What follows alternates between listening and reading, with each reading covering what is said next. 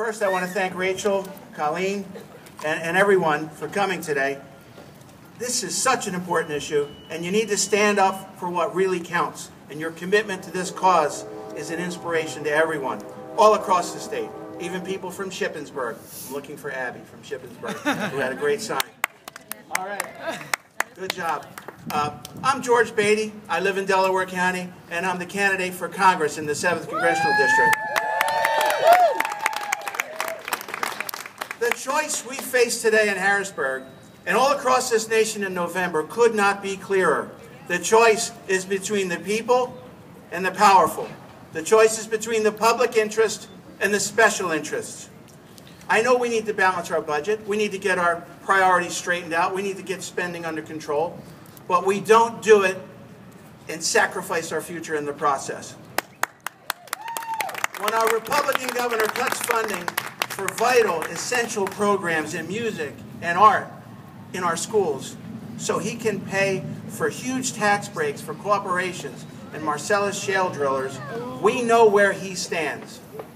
When our Congress borrows billions of dollars from China and Saudi Arabia, putting us in debt so that they can give tax breaks to big oil companies and tax breaks to people making over $1 million a year, we know where they stand. We know that our only true power lies at the ballot box in this November. And when we see what's happening, we feel like we're under attack. Our children are under attack. Our values are under attack.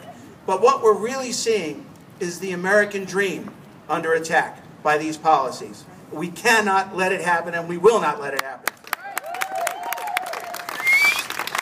I want to tell you a little bit about myself because I'm a living and breathing example of why music and art programs are so crucial in our schools. I've lived in Delaware County for the last 25 years, and like I said, I'm running for Congress.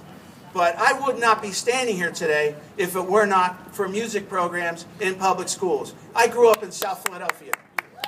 My father was a longshoreman. I grew up in a row house in a tough neighborhood. But I had saxophone lessons when I was in elementary school, and middle school, and high school. And when I went to South Philly High School, I was in the jazz band, and I got in a combo, and I played a couple hundred weddings in my life. And I paid my way partly through law school by playing in a combo. Now, from South Philly High School, I got an academic scholarship to the University of Pennsylvania. So I went from South Philly to the Ivy League. But when I got to the Ivy League, you know what one of my majors was in my degree program at the University of Penn? I majored in music because that's what I had when I was in South Philly. I never would be standing here before you today as a Democratic candidate for Congress if I did not have that music education when I was growing up in the public school system.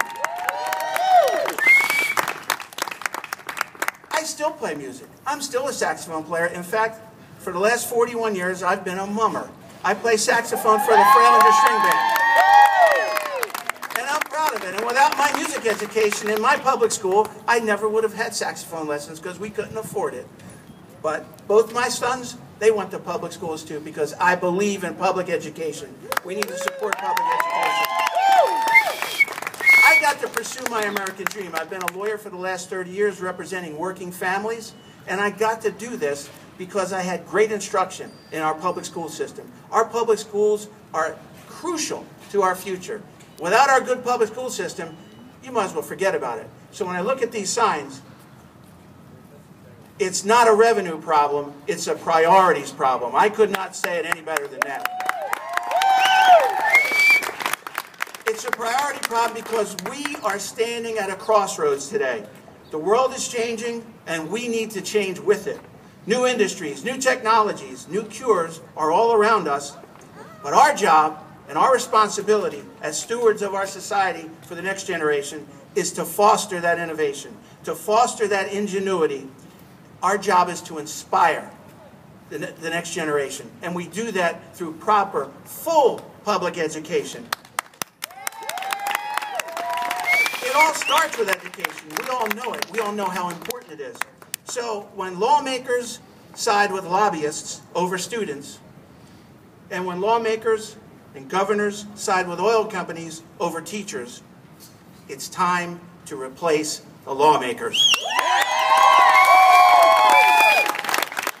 I'm so proud to be here today with all of you, standing up for what really matters in our society. And we will see this fight through.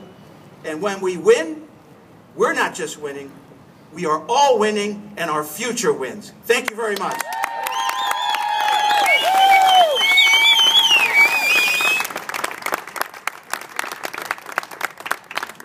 At this time, I would like to welcome